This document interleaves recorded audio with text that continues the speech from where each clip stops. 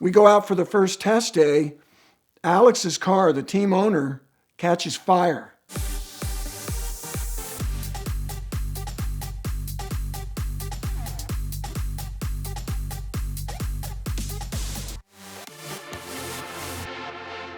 So I'm invited to go to Saudi Arabia and do videos on rebellion racing at the Dakar rally.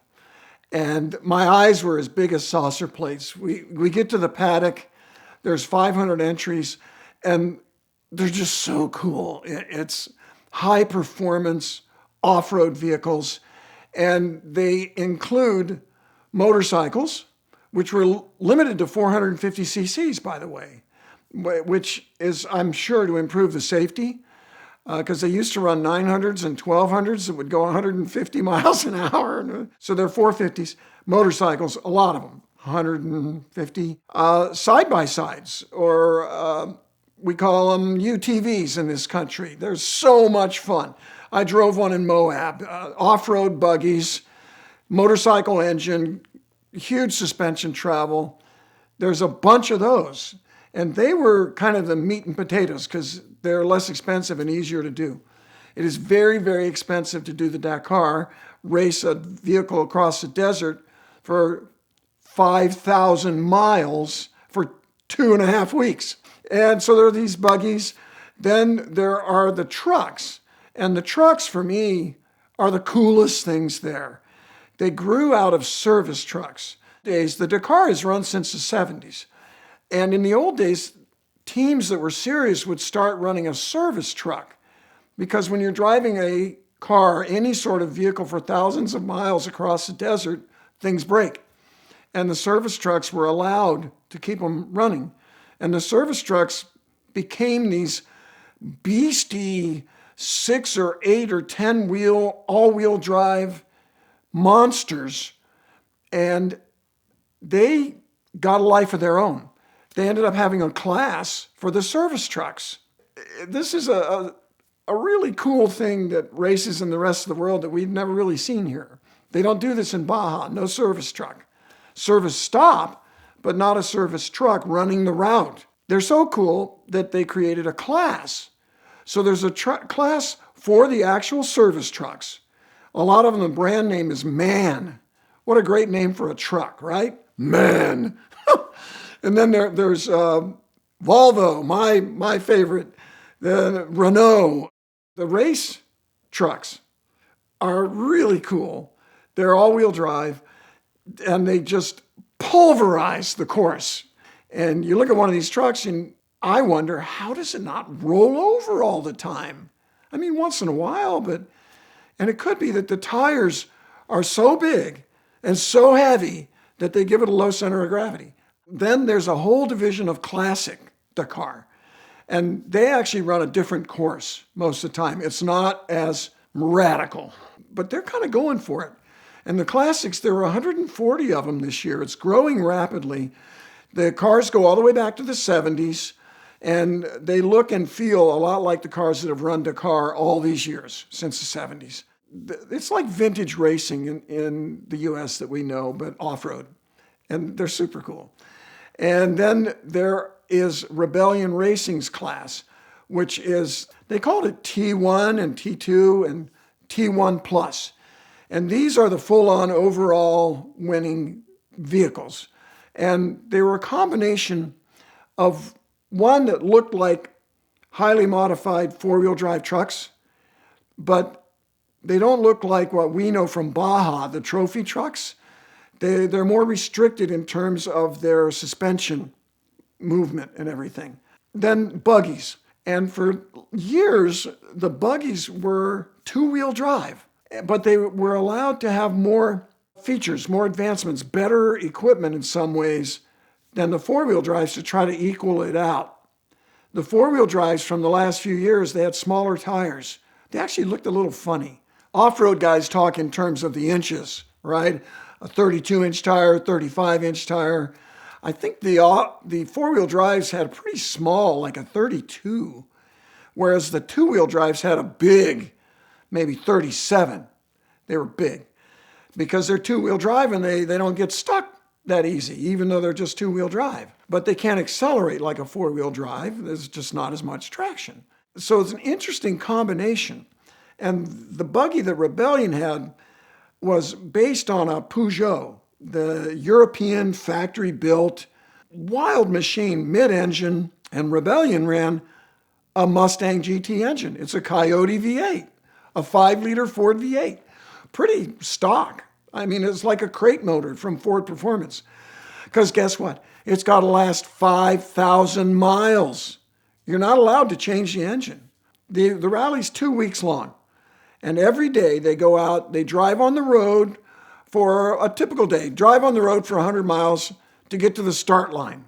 And we would chase them to film it. Then they take off and they're racing through the desert for 150 to 300 miles.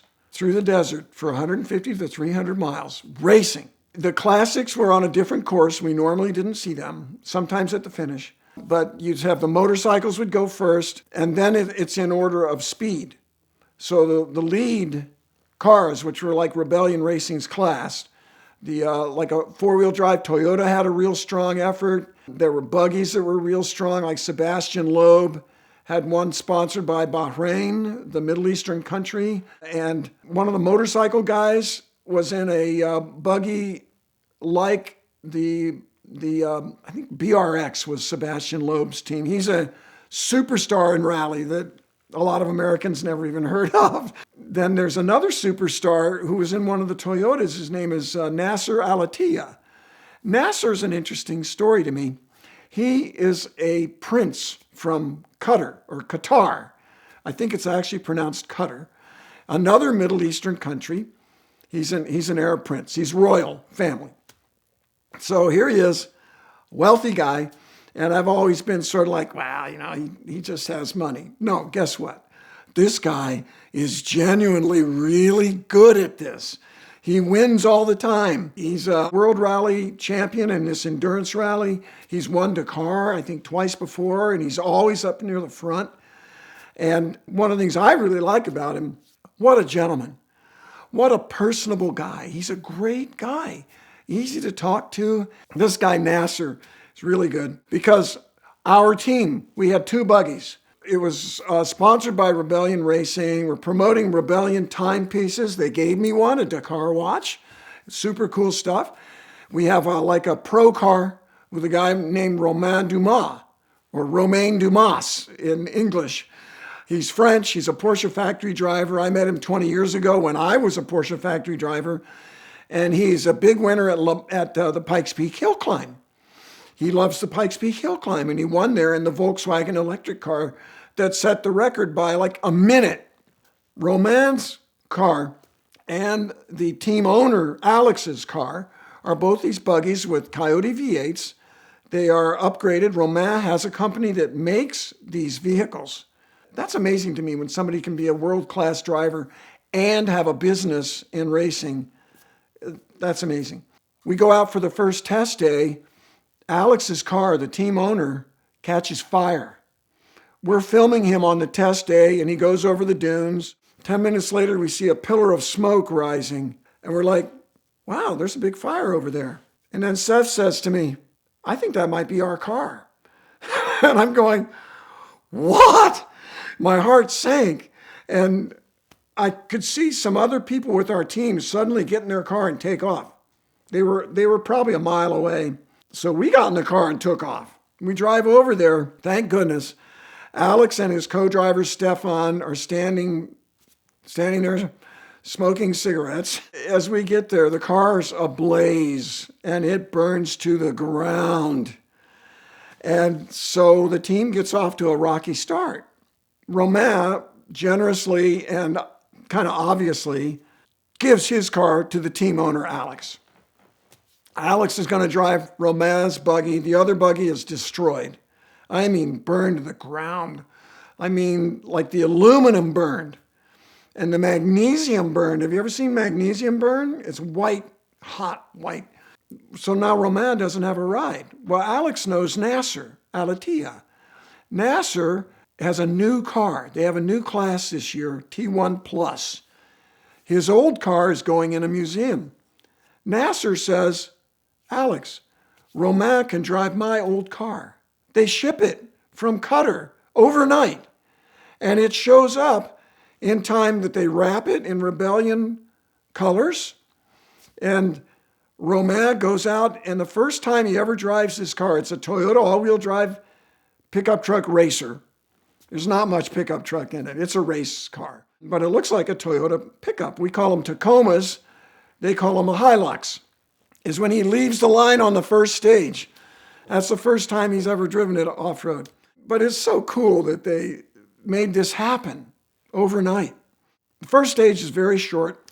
It's just like a qualifier because they line everybody up by speed, just like in a race, so that there's not as much passing out on the course. We go to day 2, and now Rebellion Racing's running a Toyota. They call it a buggy, the DXX. So run good, day 2, but Romain starts having transmission trouble. Day 3, the Toyota's broken, and we can't get spare parts for it, and so Romain's out of luck. Alex has mechanical trouble. Stages 3, 4, and 5, he had mechanical trouble. He lost an axle on one, then he broke suspension on the next one, and then he broke an output shaft on the next one, all on the same corner.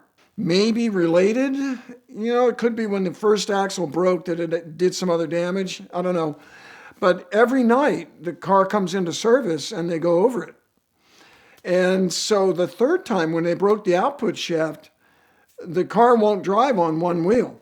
But the team has a service truck. And this is exactly what a service truck is for. In fact, the team has 2 service trucks. One is a small Toyota Land Cruiser full of parts that runs the route. It's entered in the event. And the other one is a big honking real service truck. And the real service truck throws a rope onto Alex's Rebellion buggy and tows it 200 kilometers. That's 125 miles on the course, the desert racing course.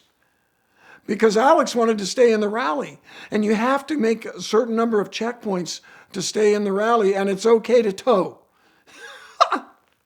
Can you imagine being towed down a desert race course for 125 miles? This is dunes, rocks, with a tow strap. Yeah, and not a very long one. He's looking right at the back of this truck and eating its dust. But it got it back to the paddock. They put a new transmission in it, and off he went. And guess what? The luck changed. From then on, ran good the whole rest of the rally, and they finished 5,000 miles. I still can't get my head around that. But, you do 200 or 300 mile stage, and then drive another 100 miles or more to get to the next bivouac. And there were people doing this on a dirt bike, a lot of them. And I'm like, I could see riding the dirt. That'd be fun. But to go 100 miles after riding all day, and now it's going down to 42 degrees, and you're on a dirt bike. Tough. These guys are tough. And there was a group of guys called Originals that were doing it on dirt bikes without support. They were the only mechanic. They were allowed a certain number of spare parts. And that's it. They were tough. Everybody's tough on Dakar because it's 2 weeks long, 5,000 miles of racing. And then Alex and Stefan finished. And they have an amazing podium in Jeddah because it went all the way around Saudi Arabia. And fortunately, it got warmer down on the lower side because I'm sleeping in a tent too. So Seth, and the sleeping bags were not designed for 40 degrees. I'm telling you right now, I wore every piece of clothing I had and I was still cold. So incredible adventure. Amazing to be among all these cool race vehicles that I've never seen before, certainly not in person. Dakar, it's one of the greatest motorsports events on earth. And we don't even know about it in the United States of America. So watch it on my channel, Randy Pobst, and you can see it on Motor Trend on the app under Motorsports also. Just search Dakar. It was wild, and I'm actually glad to be back alive and well. 5 years ago, the first sponsor we ever had here on the VINwiki channel was Caffeine and Octane. Now, they're our local Atlanta Cars and Coffee meetup that I've been going to for 15 or so years now, but it is now the largest monthly recurring automotive gathering on Earth. Now, you'll also recognize Caffeine and Octane from their television show, and the next season of that airs very soon on Motor Trend. In their quest for further automotive world domination, they just bought the legendary Lanier Motor Speedway, which is across the street from Road Atlanta. So throughout the next year, we're going to have a lot of amazing events there that you'll be invited to join. But the coolest project they've deployed lately is called highoctane.tv, and it's a free streaming network that you can access from any smart TV, Roku, Fire Stick, smartphone, or a computer, and it'll give you access to a ton of programming, including all 5 seasons of their show, some content from creators we love like David Patterson, That Dude in Blue, and a ton more. Soon there will be some content from VINwiki on there as well. So visit the link in the description below to learn more about the amazing world of Caffeine and Octane.